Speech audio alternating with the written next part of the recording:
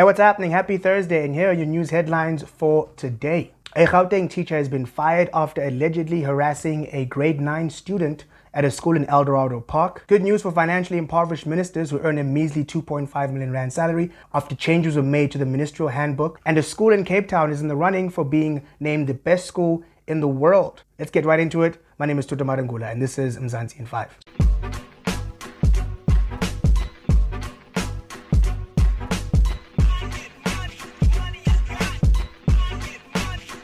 So let's start off with Parliament, where a recent amendment to the ministerial handbook means that ministers and their deputies no longer have to pay for municipal services. This, among other services, includes water and electricity. And this makes total sense. The average minister in South Africa only earns 2.5 million rands a year.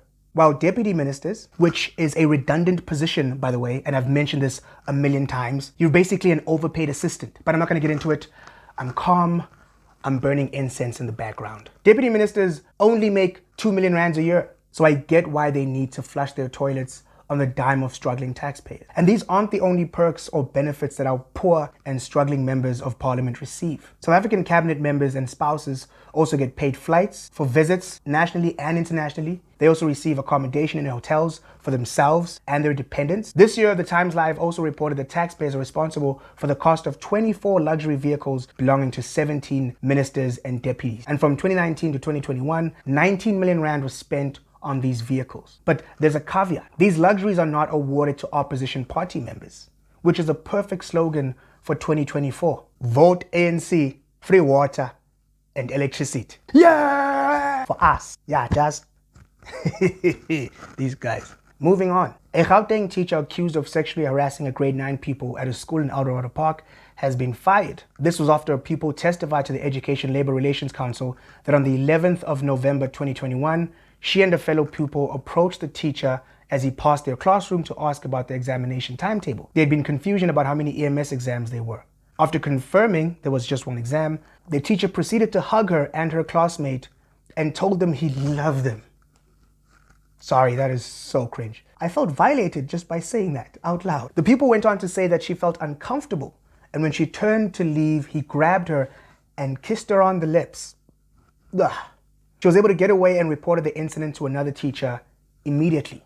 Now, in his defense, he testified that he had teacher-learner relationships with them, that they were his best students, and he had hugged the two separately as he would any other pupil or colleague. Yeah, okay, so I was in school about 20 to 40 years ago, and I had teachers that I adored, I had teachers that adored me, and there was never a moment where any of them hugged me or told me they loved me. And never mind try to kiss me. So I worked as a shift supervisor at a hotel in my early 20s for a little bit.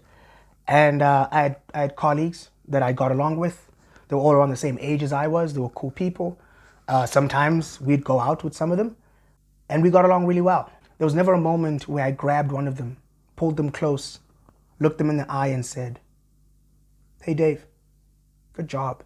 The way you helped that guest get inside the hotel, the way you grabbed their bags, was fantastic. I love you." My point is, there's no excuse and no reason to ever tell a f***ing minor that you love them or to kiss them as a teacher. What does concern me about the story, though, is that despite the Education Labour Relations Council arbitrator Cohen Havenga finding the accused teacher guilty, and in his statement saying, "In view of my finding of the serious nature of his conduct and the priority to protect the rights of children, I find that he's unsuitable to work with children." But no criminal charges have been placed against him. Plus, his identity isn't even public. So if you rule that someone is unsuitable to work with children, people with children should have the right to know who that person is, because he could easily slip through the cracks and start working at a dodgy private school. And finally, just to end off with a little bit of positivity, Pinelands North Primary School in Cape Town is currently in the running for best school in the world in the category of overcoming adversity. Not only has the school introduced gender-neutral bathrooms, it also provides parents with guidance on gender identities, and pupils are also being taught sign language, and the school has started a fund to help families who are struggling financially. The winners will be announced on the 19th of October, and the school would receive a $5,000 cash prize if they won. See, I can report positive news without being pessimistic or sarcastic. But not to brag, I'm like 44 years old. And I grew up in a house that had gender-neutral bathrooms. So, whoop-de-woo. Thank you so much for watching. My name is Tuto Marangula. Have a great weekend. It's Mzansi in 5.